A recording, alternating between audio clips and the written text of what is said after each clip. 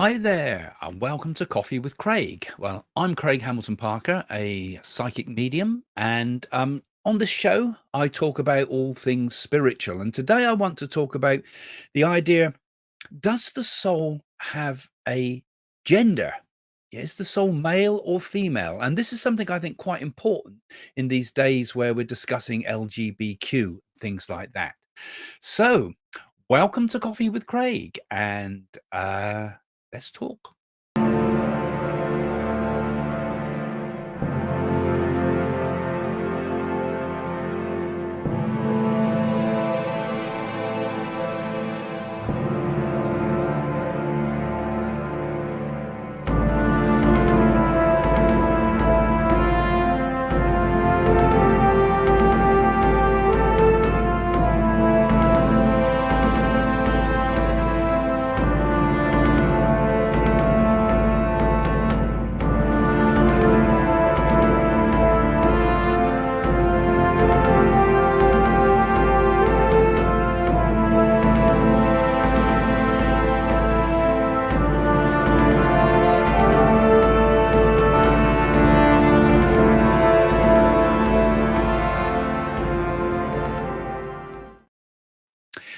Well, hi again. If you've not seen the show before, I'm a medium, is the main work I do. So I want to talk about this topic today from the perspective of myself as a medium, what I've understood about the nature of the soul.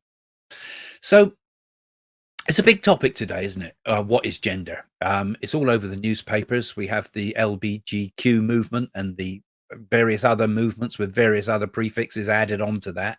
We're not allowed to call anybody by certain pronouns and so on. And it's become a huge social issue and quite a divisive one, I feel.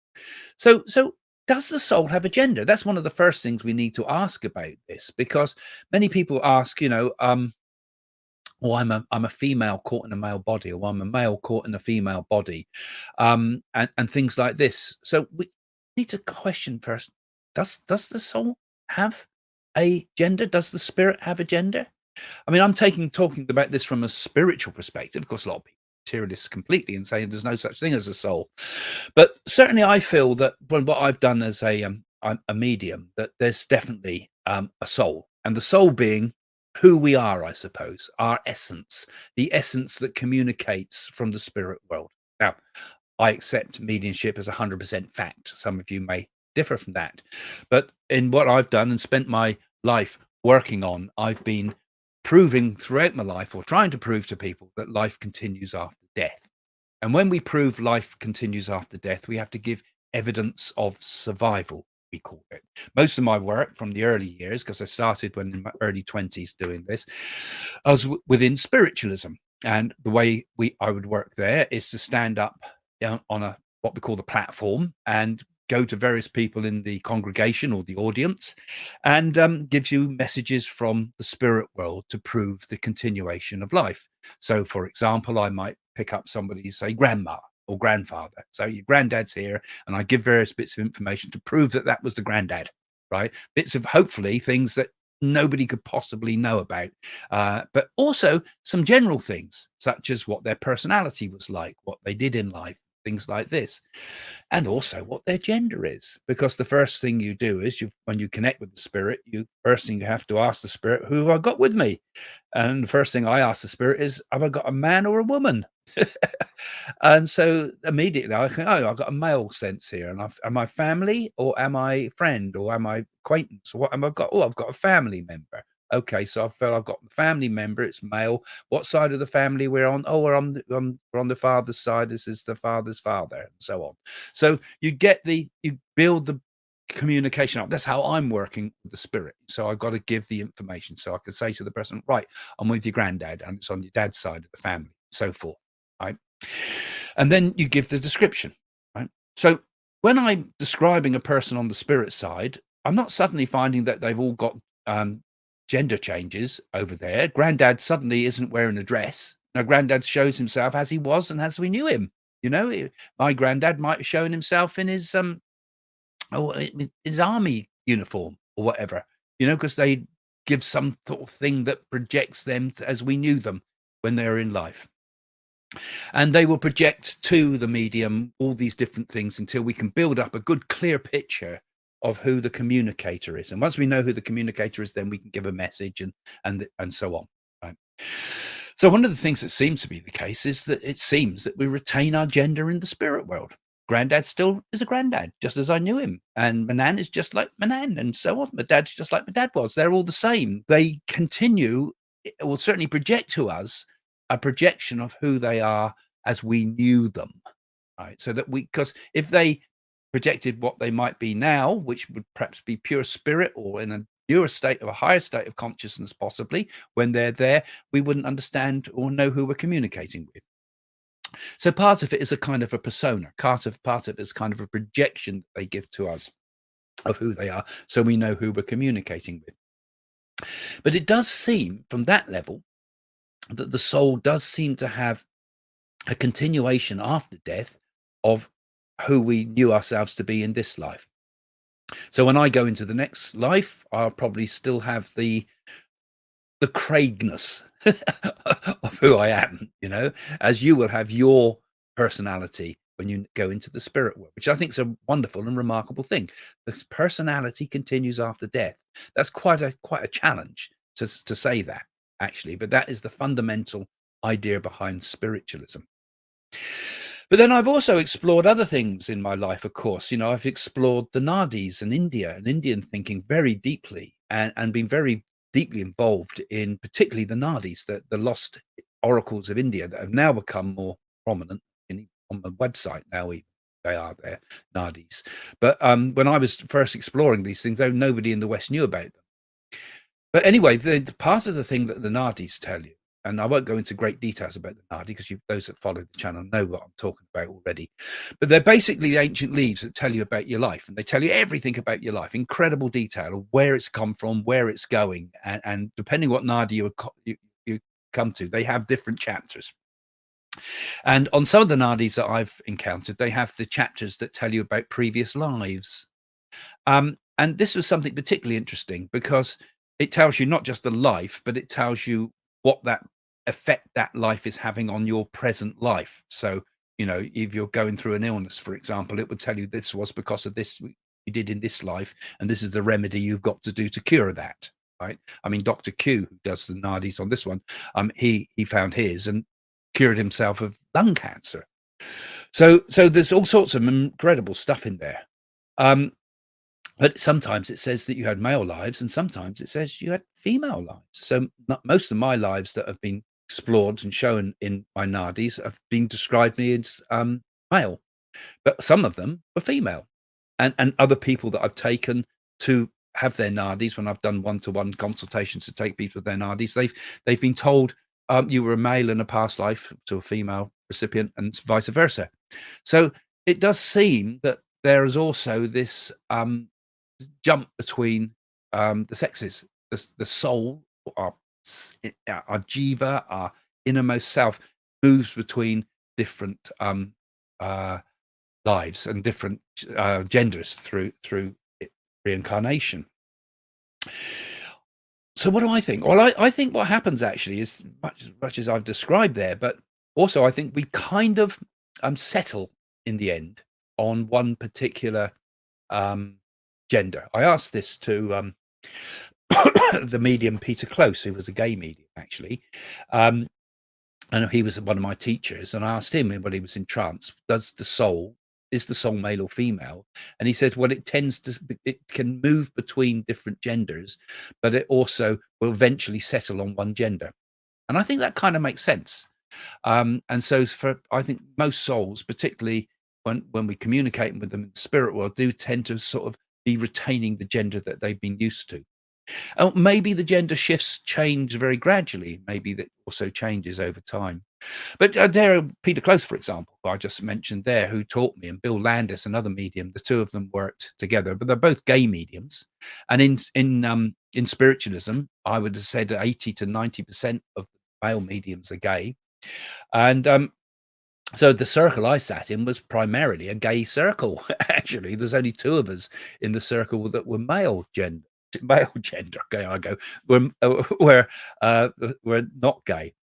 Uh, and yeah, it was interesting because there was no kind of I thought it was quite an interesting experience from my point of view because there I was in a minority and yet totally accepted, and yet these guys were having to sort of gain acceptance. And I think there's been a lot of problems from what I've seen from looking at the inside of that community, as it were, because it took them a long time to get recognition. I mean, a lot of the gays were being blamed at that time for HIV, for example, and awful sort of stigmas were being thrown on. Prior to that, being gay was even considered as a form of mental illness. So I saw what those guys were going through. It was very difficult for them. It was a hard a time for them and for the lesbians there too, to struggle to get recognition and acceptance. And I think the big breakthrough came when there was a sort of a greater level of acceptance and people didn't treat it as odd or unusual, and it was accepted as sort of normal part of behavior. It's normal life. Thank goodness it should be. We should, and that's when the victory's been won, really, for those people, because when you just treat them as a normal person, well, what's the big deal? You know, that's the way you are. Fine. I don't have any problems with it. And you shouldn't have any problems with what someone else thinks. You know, it's tolerance. It's called, isn't it? But the problem is now is that this whole thing is exploded into a whole new sort of thing where um, it's become sort of loads of labels thrown on. You know, I mean, in those early days in spiritualism, Jane and I, we do things like we worked with Danny LaRue, who was quite a famous gay female impersonator in his time, probably forgotten by most people now. But we did some shows with him and tried to raise money to help with HIV, because the gay community at that time was being blamed that this is your illness. You know, you've brought this into society. So, you know, Jane and I worked very hard to help bring some tolerance to those things, and we helped raise funds for those things. And it was great. And we made some very good friends through all that too. So when I say that I think things are going wrong now, I'm not coming from a standpoint of intolerance. Believe me, because we tried to do a lot of work with this, but I do feel that the things have gone very badly wrong now, because when we think about whether the soul has an agenda, I'm going to come to a bit more of this in a moment, but a lot of the problems that we're getting now, I think, are not so much about the feeling that people have that think, oh, I'm a male in a female body, or I'm a female in a male body. There's a lot more behind it.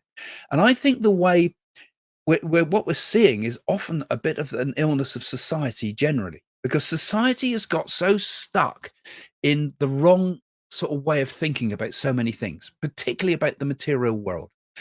Everybody is really concerned about what we look like, what people think about us, how many likes we get, whether we're popular or not. They're very concerned about if I'm successful or more successful than another. We're constantly comparing ourselves to one another. We're constantly projecting this sense of weakness and fear and worry and all the sort of stuff that's being basically churned out of the internet, really, where you've got to be something. You've become very weak people. It's an illness of society. And this is affecting and coming out in a lot of ways.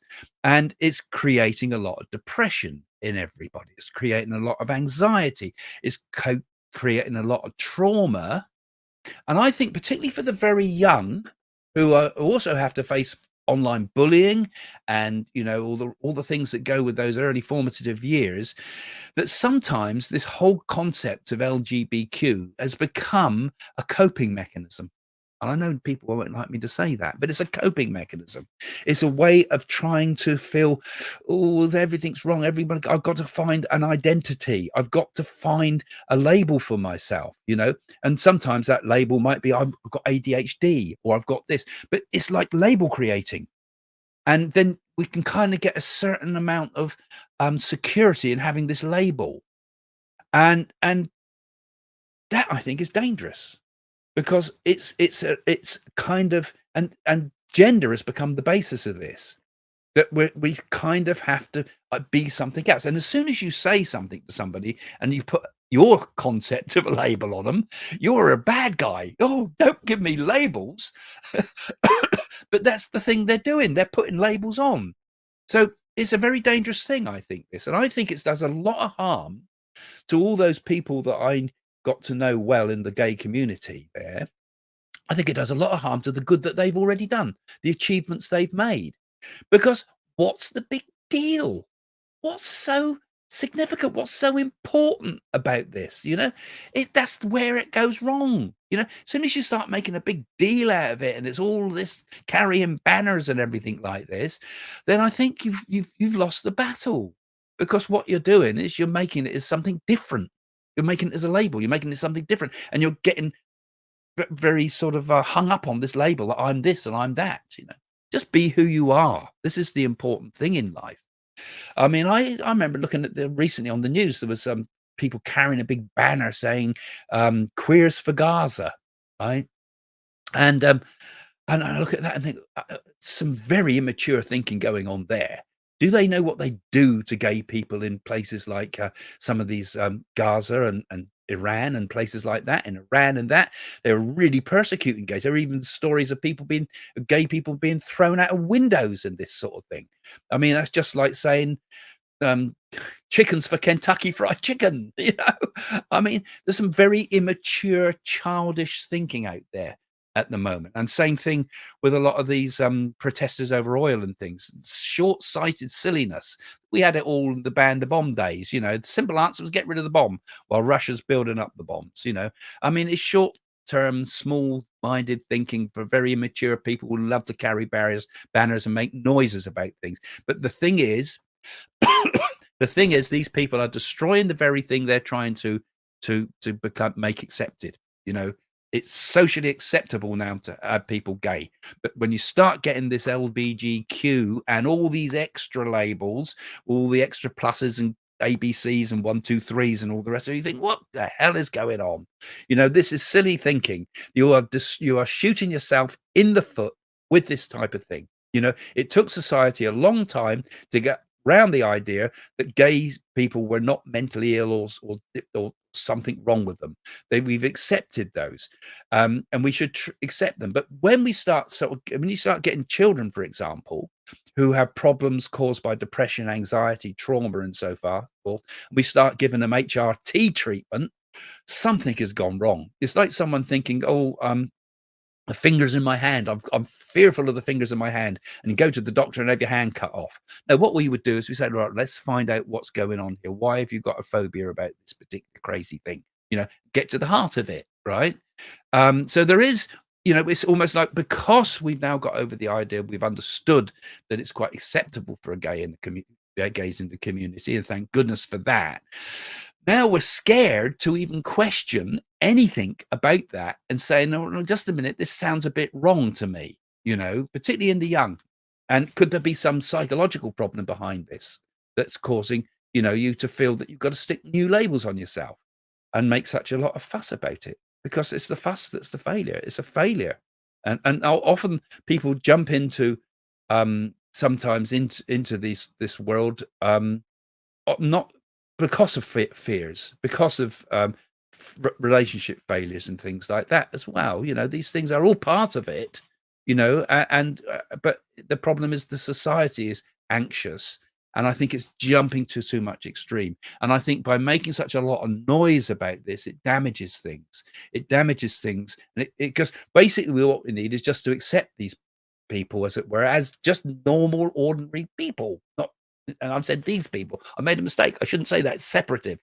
But as soon as you stop making a noise about it, as soon as you sort of accept things as just accept it, and society goes quiet about it, the battle's been won, isn't it? Because it's not saying, who cares? Who cares if a person's gay or not? I don't care in the slightest. They're perfectly just like any normal person. They're just normal. My gay friends are just our gay friends, and you wouldn't think twice about thinking, you're wrong, things like that. So you see, it's the labels that I feel is damaging, and this whole business about is the soul Is the soul male or female? Let's come back to that and think about that again. Because what are we in absolute essence? If I go into a very, very deep meditation and look into the essence of me, what am I? What am I at heart? And if you do the same and you go into yourself and you sit in meditation, we get this idea of not this, not this. I'm not my personality. I'm not my thoughts. I'm not my feelings. I'm not my body. I'm not this. I'm not this. I'm not this. Or I'm not only this. I'm not only the body. I'm not only the thoughts. I'm not only the feelings. I'm not only. What am I? I am. I am. That's it. I'm my essence. I am. Right. I am the seer of being I am, but it's just being ultimately. So when we ask the question, who am I? We don't start seeing gender things. I'm not male. I'm not female. I'm not either male or female. You know, so the soul is beyond all these things. The essence of ourself, that goes beyond the jiva, that what goes beyond the ego, that what goes beyond the sense of individual self is universal consciousness. Perhaps even that's wrong. You can't even describe it like that. But it's oneness, and you can't even describe it like that because it's beyond all things. So the soul is beyond all, and that's what we are. When we go beyond all those silly little things in the outside world and we look to the very essence of ourselves, we come to this fabulous, profound understanding that we are infinite beings, and can know it as well, not just think it, but know it. And it's full of bliss and joy and love. And even those things are discarded because it's beyond even that.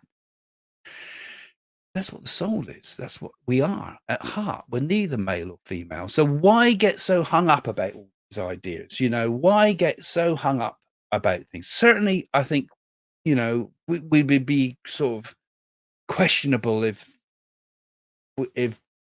child abuse was put as a normality, or should we be considering sadomasochists as normal? We've got to also be able to question these things and not sort of pull people down every time everybody raises their head and asks something about these things.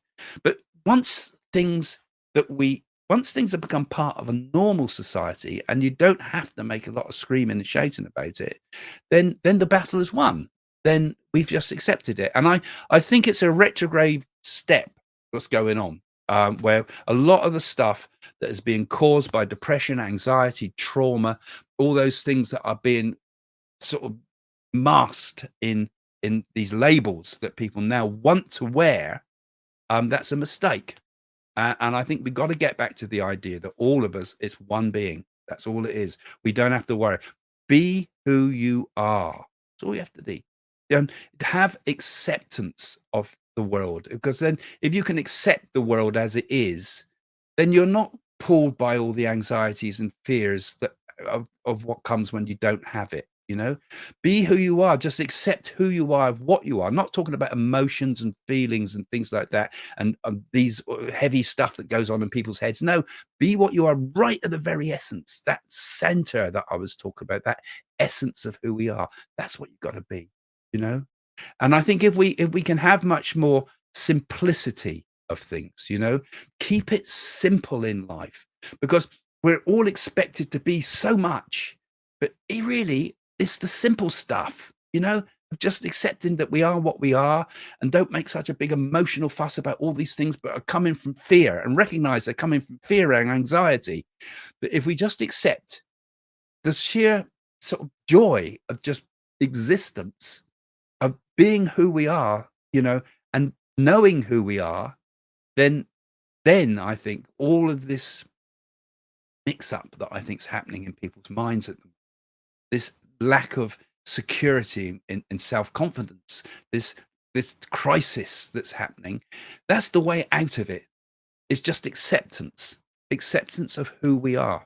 Not worrying about acceptance of society, our personal acceptance of life. I accept what I am. I accept that this is the life I have. I accept this life, and once we have the acceptance like that simplicity of acceptance, then we can start to build from there, to become more confident human beings, to become more successful human beings, because from that simple basis, all the other things can be added onto it, So this is where it lies, the kingdom of heaven lies within us. seek your treasures where worm and moth don't corrupt. Those Christian ideas also can come into this. That our heart, we have everything. It's all there, and everything else can be added onto it. Then, from that simple simplicity, that's where it must grow. Okay, those are my thoughts. I'm going to be off a bit there, but those. I hope you enjoyed that, and if you do, I'm also doing some. I talked earlier on about mediumship and things like that, and I am doing a lot of demonstrations of mediumship often now. I do them on Fridays with Jane on the program, but I'm also doing some where people can come and join me in small little groups. So if you're interested in that, have a look on my website, psychics.co.uk. You can see it on the screen there, in which I'm doing small groups where you can come and share some mediumship with me, where I do demonstrations of mediumship to small groups of people. We have a little meditation beforehand, and I'll try to get you to also connect with your loved ones in spirit. And then you can ask them questions through me or through your inner work as well. So those are my kind of workshop type things that you can see on the website. So have a look on there. If you'd like to join me, I'd be really pleased for some of you to come and join me with that. Okay, that's it. We're done. See you soon. Bye for now. So do you like what I have to say? And do you like my work?